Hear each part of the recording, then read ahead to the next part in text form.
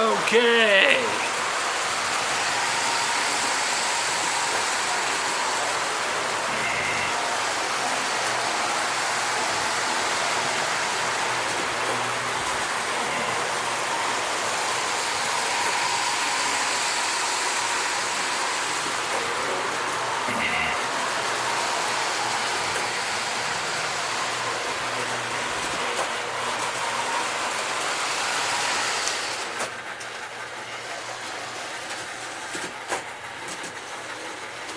Oh, I forgot my little mice on the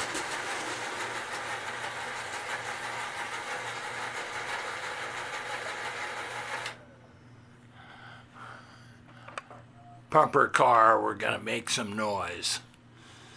Well, I got a request because I've been playing a lot of running a lot of tin plate, filming that, and filming a lot of marks. If I would please film some Lionel post-war trains. So here you go.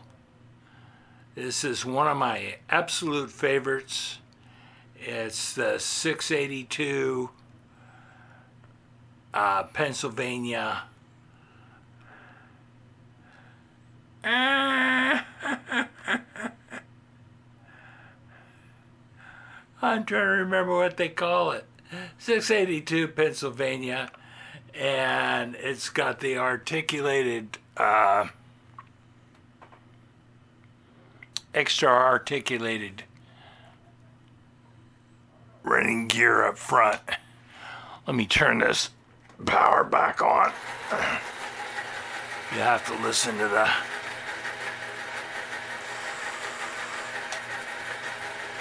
got a 3-position E unit. You can see it. Turbine. Pennsylvania turbine. Boy, talk about a brain fart. So it's really fun to watch. Now you want to oil this because I've seen quite a few that are broken. But all it takes is a little oil.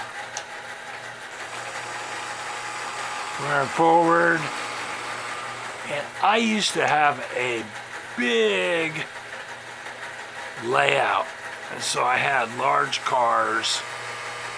Now you know I usually run my little plug door box cars, and this is one of my larger cars, which is my aquarium car, which you can hear is quite loud with the Lionel vibrating motor. But the more power you give it, the louder it gets, and the faster the fishes go. And for years, this didn't run. And I found out how to fix it, adjusted the vibrating motor. And what is this, a 9308? It may be an MTC. It's not the original, but I've got it running. And this is my Lionel boat loader, which is another one of my favorite cars, but a little large for my layout. It's 29413 RX, and many of you may not know is Lionel once made fishing gear and fishing reels, and Eric's was the name of their brand. So I think it makes sense that they put the Eric shield up here with the jumping bass and the Eric's name. And then we've got our toxic waste car.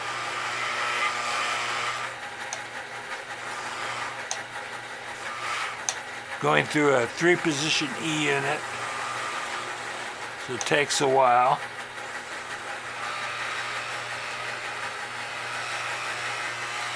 There they go. At least the one on the left starting to flicker. There, the one on the right starting to flicker. And that's a 16666. Lionel removal service. Once again, my 3-position E unit. And my poultry dispatch, which is a 9221. Love the pictures of the chickens and the lights behind them. They're backlit. This little guy comes out and sweeps the feathers out. Either it will operate remotely, or he'll, if you just want to leave the door open, he'll go around and move as the car moves. But the door does close. I need 2 hands to do it. I'm holding the camera. And this is one of my favorite cabooses. It's a cheapo. And it tends to look kind of a mustard color through this camera, but it's actually kind kind of a orange with pinkish coral look. And it's a 6057. And I picked it up at a trade show for a couple of bucks. Just love the color on it. And so decided to keep it. It's one of my favorites. Let's move this out of the way. And here you'll see my old 2033 Union Pacific. I think I mentioned that the Pennsy turbine was magnet traction. So is this so is this 2033 Union Pacific. This was made, I believe, in 1953, about the same time that turbine was made.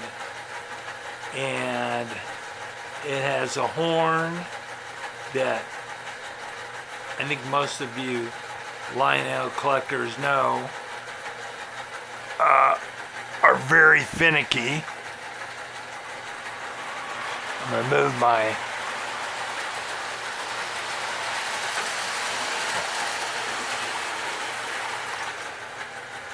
Alaskan RR around. And it's got its B unit and it's 3 passenger cars. Chatham, Maplewood, and Hillside. And this is all post-war.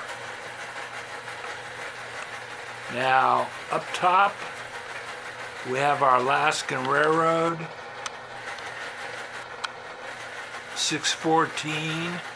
Let's back this up a little. I was running that very slowly so it would go through that bridge and didn't swing or move around too much and hit the sides of the bridge. But I love that dynamic brake system on top of the Alaskan Railroad locomotive. This is also magnet traction. And what's kind of odd about this, and really great too, is they put the magnet traction up front. They put the motor up front, so it's your steering area of the car and of the locomotive, and that's where magnet traction should be, at least on a diesel.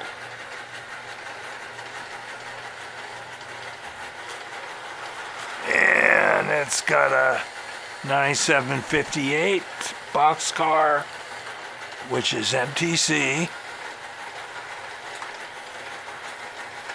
I don't think they made a post-war boxcar for Alaskan Railroad. And let's turn this sound off. Turn the power off. An emergency switch to turn both the transformers off. So 6308 is the tank car, which is also MPC.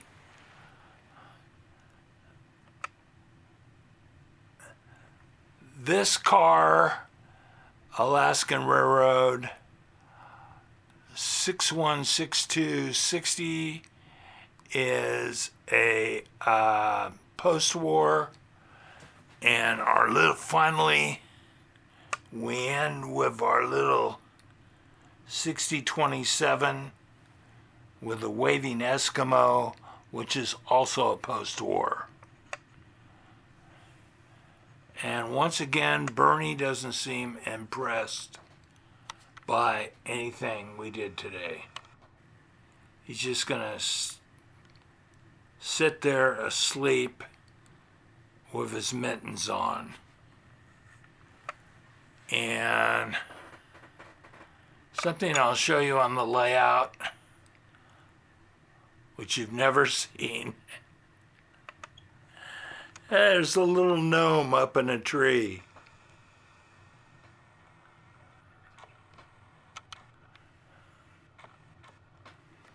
And I call him George. And you watch the trains, you won't notice the gnome. Now there's a naked woman on this set somewhere. Only Ed Berg from the Mark's Facebook page knows where she is.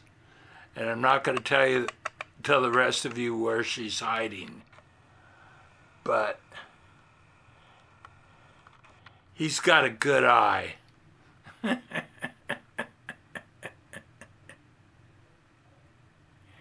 She's not doing anything naughty. She's just sunning herself. And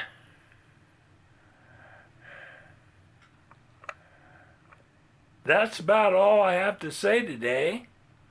Pokey and Gumby are having a good time. Big Lizard seems to be enjoying himself. If I could get him to focus.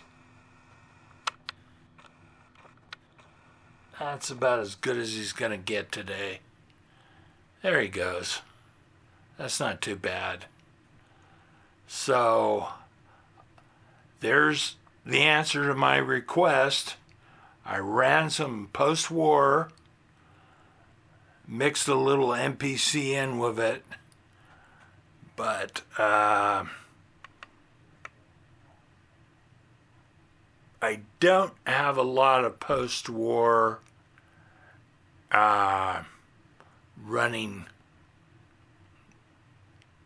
cars, rolling stock.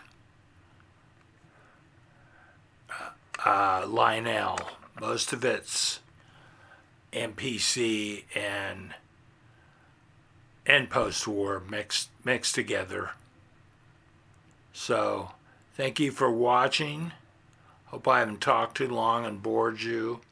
Hope you learned a little something.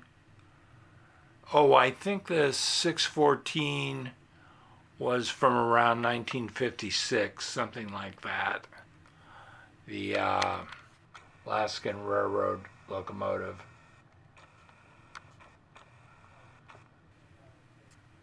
But if I don't have my books out and my notes, I don't remember. Okay, thanks for watching. Once again, this has been a Big Lizard production. Bye-bye.